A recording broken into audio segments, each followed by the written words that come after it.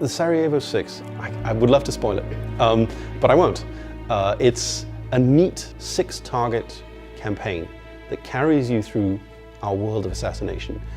6 unique targets, 6 unique assassination challenges, and a lot of fun across all of the levels of our game. The Sarajevo Six, as the name suggests, there are 6 of them, and they're linked by common history in the Yugoslav wars of the 90s. All 6 targets were part of a mercenary group operating north of Sarajevo. And as the player plays the Sarajevo Six, they'll learn more about what happened there and why it is, many years later, someone might want them all to die for what happened there. So the Sarajevo Six was us sitting down and trying to work out how we could do episodic storytelling in the context of an episodic game. So this was about thinking, if we're going to do a story in each location and link them together over time, how could we do that?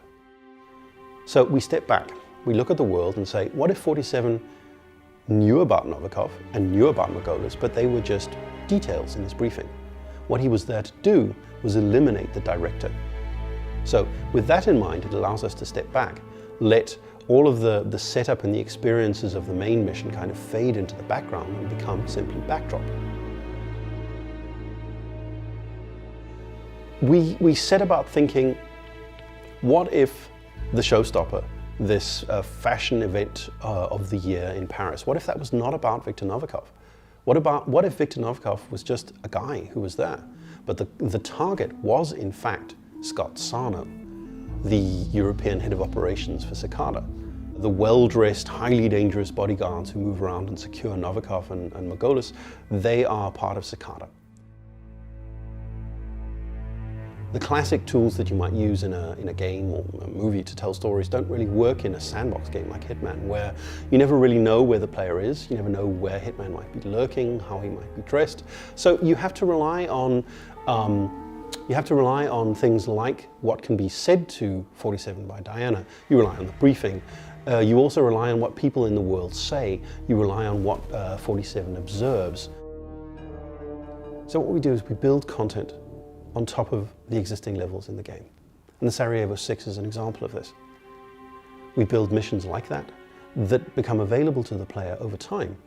A game like ours isn't just the big tentpole releases that you get every major release. It's about the missions that come between, Sarajevo Six being one of them.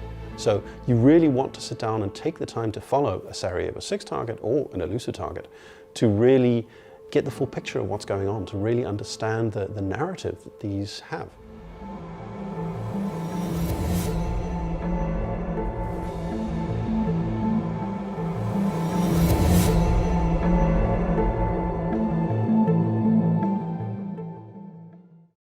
PS4 for the players.